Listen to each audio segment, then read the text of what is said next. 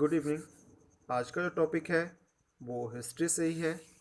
History का जो topic चल रहा है उसमें ये पार्ट 5 है। ये जो प्राचीन इतिहास का हिस्सा है, ये जो चल रहा है वो अभी हम पढ़ रहे हैं वैदिक काल। वैदिक काल में दोनों आ जाते हैं, ऋग वैदिक काल और उत्तर वैदिक काल, तो हम इसमें पढ़ेंगे। और हाँ, जो इस चैनल पर नए हैं प्लीज़ इस चैनल को सब्सक्राइब कर लें और बेल आइकन है उसे प्रेस कर दीजिएगा और इस वीडियो को शेयर भी करना है। चलिए आइए देखते हैं।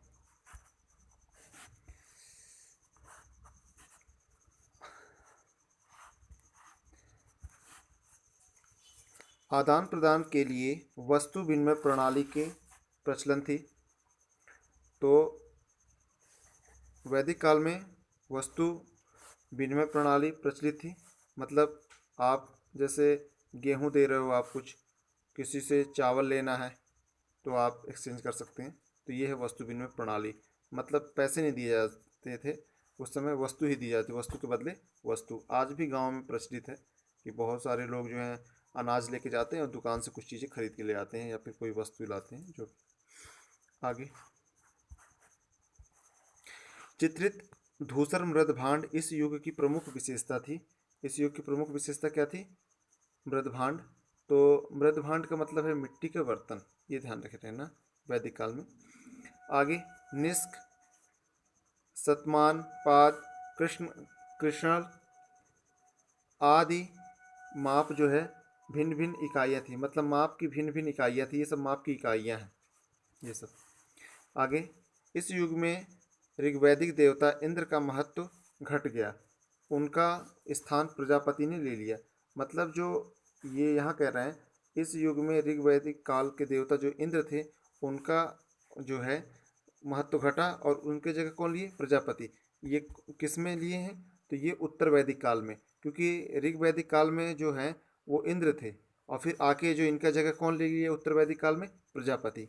ध्यान रखना, उत्तर वैदिक काल में ही षट दर्शनों का बीजारोपण हुआ था।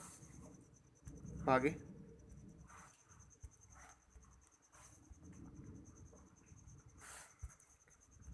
वैदिक कालीन नदियाँ और उनके आधुनिक नाम। ठीक है, मतलब जो नदियाँ क्या थी और वर्तमान में उनका क्या नाम है, ये चीज़ देखते हैं। प्राचीन नाम और आधुनिक नाम, ये ध्यान रखना। तो कुभा, कुरम, वितस्ता, झेलम। परशुणी का वर्तमान नाम रावी है। विपाशा का वर्तमान नाम ब्यास है।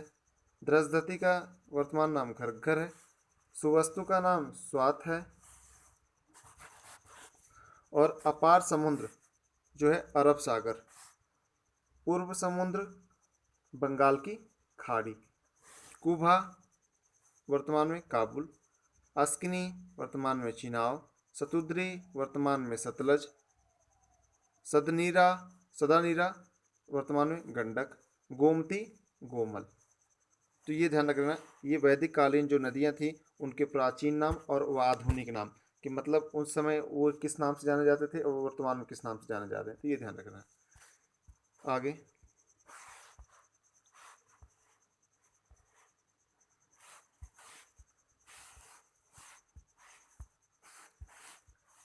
सिंधु नदी ऋग्वैदिक काल की सर्वाधिक महत्वपूर्ण नदी है जिसका अनेक बार वर्णन हुआ है।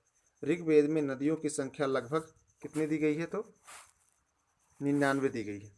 वितस्ता नदी वर्तमान की झेलम नदी है जिसके किनारे सिकंदर और पोरस का युद्ध हुआ था, ये ध्यान रखना है। सिकंदर और पोरस का युद्ध किस नदी किनारे हुआ था? तो झेलम।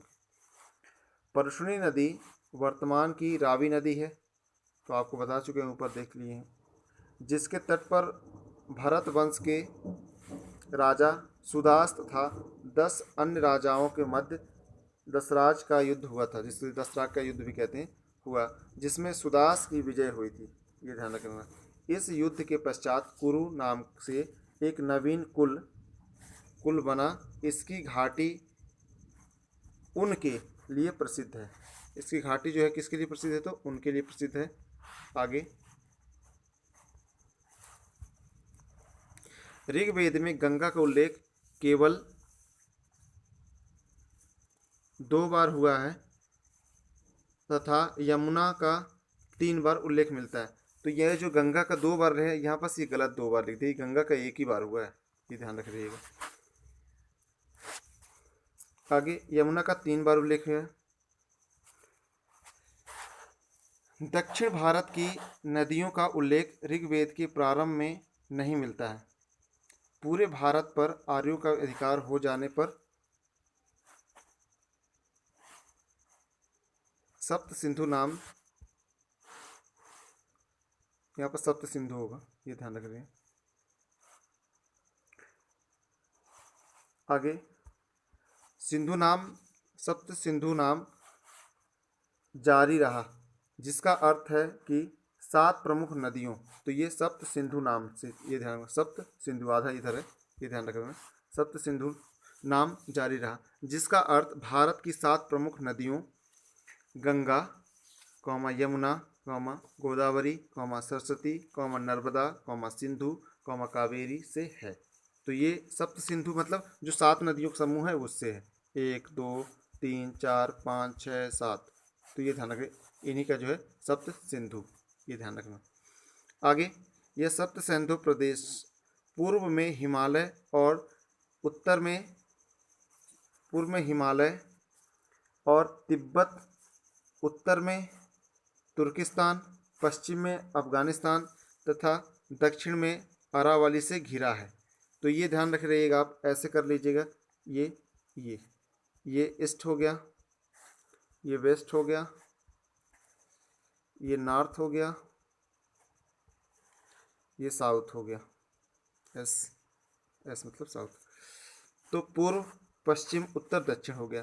तो यहाँ पास लिख रहा, यह सप्त सिंधु प्रदेश जो है पूर्व में हिमालय, मतलब इधर साइड में हिमालय और तिब्बत में तुर्किस्तान, पश्चिम में तुर्किस्तान, उत्तर में तुर्किस्तान, पश्चिम में अफगानिस्तान तथा दक्षिण में अरावली से घिरा था। तो ये ध्यान रख लीजिएगा, ऐसे बना लीजिएगा।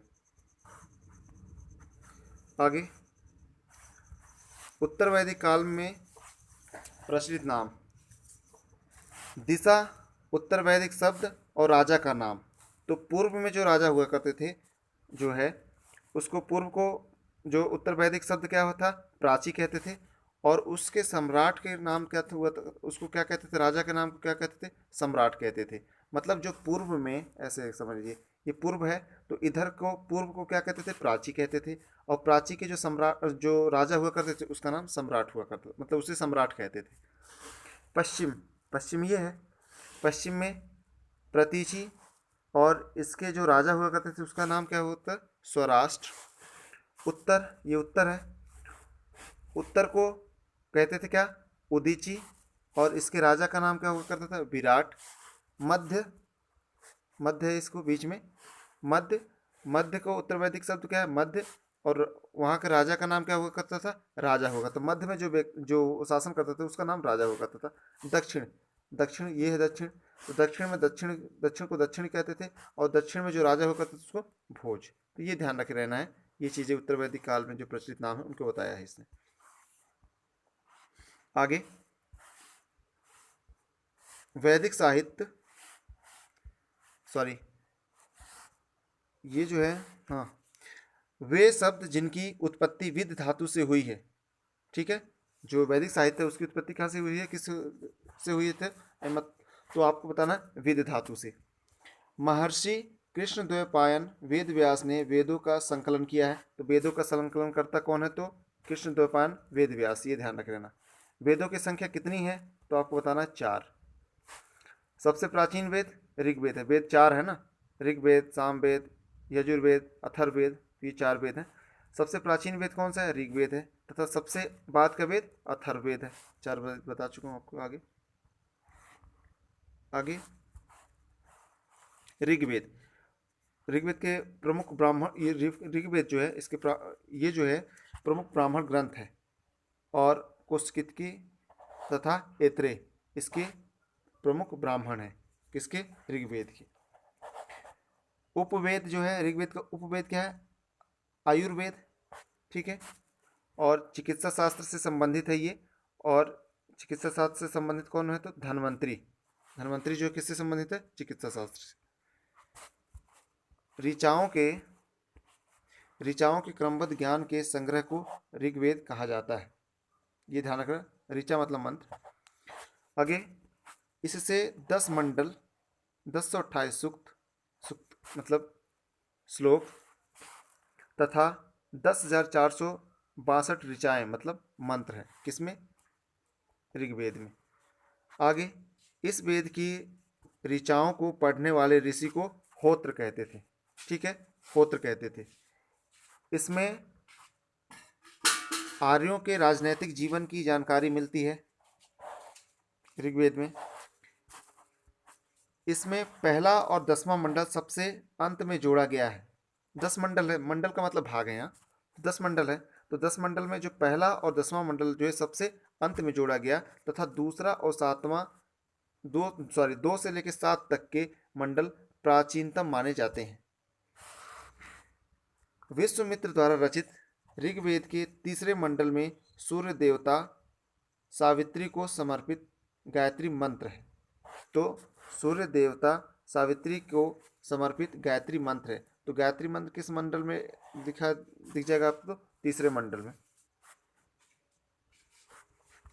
आगे, इसके 9वें मंडल में सोम देवता का उल्लेख मिलता है। इसके 8वें मंडल की हस्तलिखित ऋचाओं को खिल कहते हैं। ठीक है, ये ध्यान रखना। ऋग्वेद के 10वें मंडल में के पुरुष सूक्त में 4 वर्णों ब्राह्मण, क्षत्रिय, वैश्य, शूद्र का उल्लेख मिलता है। वर्ण व्यवस्था की शुरुआत यहीं से मानी जाती है। ठीक है, तो ये ध्यान रखना, वर्ण व्यवस्था की शुरुआत यहीं से मानी जाती है, ऋग्वेद के 10वें मंडल से। आगे, ऋग्वेद में इंद्र के लिए 250 तथा अग्नि के लिए 200 ऋचाओं की रचना की गई है। ठीक है, ये ध्यान रख लेना। तो इंद्र के लिए 250 और अग्नि के लिए 200। आगे, वामना अवतार के 3 वर्गों की जानकारी का स्रोत जो है वो वेद में ही है। तो ये ध्यान रखना, का स्रोत जो है ऋग्वेद में ही है। आगे नोट करके रखता है, प्राचीन इतिहास के साधनों के रूप में वैदिक साहित्यों में ऋग्वेद के बाद शतपथ ब्राह्मण का स्थान आता है। मतलब ऋग्वेद के बाद कौन आएगा? शतपथ ब्राह्मण। दूसरा जो है सामवेद। सामवेद सामवेद सामवेद का उपवेद जो है गंधर्व वेद है। कला एवं संगीत से संबंधित भरत मुनि, मतलब सामवेद की रचना इस जो है की है, किसने किया है? तो भरत मुनि ने। और ये जो है कला एवं संगीत से संबंधित है, ये ध्यान रख लेना, कला और संगीत से। आगे, ब्राह्मण ग्रंथ पंचविश और जैमिनी। पंचविश और जैमिनी क्या है? तो ब्राह्मण ग्रंथ है। शाम का अर्थ क्या है? गान से है। जो सामवेद है तो शाम का अर्थ क्या होता है? गान। ये ध्यान रखे रहना है। आगे, यहाँ पास बता दिया हूँ, सामवेद का जो उपवेद है गंधर्व वेद है। कला एवं संगीत से संबंधित भरत मुनि, ये भी ऊपर बता चुका हूँ। ब्राह्मण ग्रंथ पंचविश और जैमिनी, ये भी चीजें बता चुके हैं। आगे, संगीत की उत्पत्ति इसी वेद से मानी जाती है। किससे? सामवेद से। इसकी ऋचाओं का गान करने वाले ब्राह्मण को उद्गाता कहते हैं। ठीक है, तो सामवेद के जो ऋचाएं हैं मतलब मंत्र हैं, उनको गाने वाले को क्या कहते हैं? उद्गाता, उद्गात्र ना। सामवेद में कुल 1549 ऋचाएं हैं, जिसमें 75 मूल है, बाकी ऋग्वेद से ली गई हैं। सामवेद के कितने थे? 75 थे, बाकी कहाँ से ली गई हैं? ऋग्वेद से ली गई हैं, ये ध्यान रख लेना। तीसरा जो है यजुर्वेद। तीसरा यजुर्वेद, इसका उपवेद है धनुर्वेद। और ये जो है युद्ध कला से संबंधित विश्वामित्र इसके रचनाकार हैं। तो ये किससे संबंधित है? युद्ध कला संबंधित है। ब्राह्मण ग्रंथ तैतृय तथा शतपथ। तैतृय तथा शतपथ क्या है? ये ब्राह्मण ग्रंथ है। यजुर्वेद के प्रकार कितने हैं? 2 प्रकार। एक है कृष्ण यजुर्वेद, गद्य मंत्रों की व्याख्या। दूसरा शुक्ल यजुर्वेद, पद। इसे वाजंसन ने भी कहते हैं। तो ये ध्यान रखना। तो जो कृष्ण यजुर्वेद है वो किस में लिखा है? गद्य में। और शुक्ल यजुर्वेद किस में लिखा है? तो पद में। ये ध्यान रखे रहना। और यजुर्वेद के कितने प्रकार हैं? तो दो, कृष्ण यजुर्वेद और शुक्ल यजुर्वेद। आगे, यजुर शब्द से यजुर्वेद बना है, जिसका अर्थ होता है यज्ञ।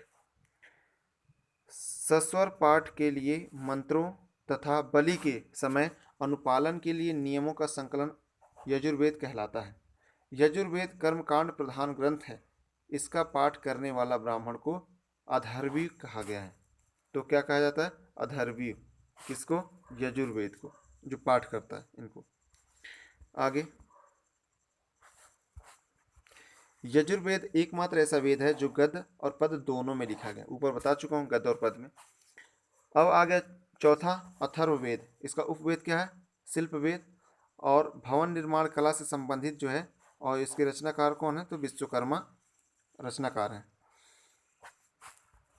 ब्राह्मण ग्रंथ को गोपथ, जो गोपथ है इसका ब्राह्मण ग्रंथ, इस वेद की रचना जो है अथर्वा ऋषि द्वारा की गई है। अथर्व शब्द का अर्थ होता है पवित्र जादू। ठीक है। और किसके द्वारा? अथर्वा ऋषि के द्वारा की गई है। इस वेद में रोग निवारण, तंत्र मंत्र, जादू टोना, सांप, वशीकरण, आशीर्वाद, स्तुति, प्रायश्चित, औषधि, अनुसंधान, प्रेम, विवाह, राजकर्म, मातृभूमि, महात्म्य से संबंधित मंत्रों का वर्णन है। अथर्ववेद कन्याओं के जन्म की निंदा करता है। अथर्ववेद जो है वो कन्याओं की जन्म की निंदा करता है। अगला, इसमें सभा तथा समिति को प्रजापति की दो पुत्रियां कहा गया है। सभा और समिति। सभा जो संभ्रांत लोगों की थी, जबकि समिति जो हुआ करती थी सामान्य लोगों की समिति थी। तो ये ध्यान रख लेना। दो समितियां बताया था हमारे वैदिक काल में, सभा और समिति। तो ये ध्यान रख लेना। इनको प्रजापति की दो पुत्रियां कहा गया है। यह वेद सबसे बाद में जोड़ा गया है। कौन सा वेद सबसे बाद में जोड़ा गया है? तो ये जो है अथर्ववेद जो है ये सबसे बाद में जोड़ा गया है। और यह वेद सबसे बाद में जोड़ा गया, ये तो बता दिया आपको। वेदांग, वेदों का अर्थ समझने व सूक्तियों को सही उच्चारण के लिए वेदांगों की रचना की गई है। वेदांगों की संख्या कितनी है? तो 6 बताई गई है। ठीक है। शिक्षा, कल्प, व्याकरण, निरुक्त, छंद, ज्योतिष। ये नीचे नहीं दिख रहा, निरुक्त, छंद, ज्योतिष लिखा है। चौथा जो है निरुक्त, पांचवा छंद और छठवां ज्योतिष। तो ये जो है 6 वेदांग है। वेदांगों की संख्या कितनी है? 6। शिक्षा, कल्प, व्याकरण, निरुक्त, छंद, ज्योतिष। तो इस वीडियो में सिर्फ इतना ही। धन्यवाद।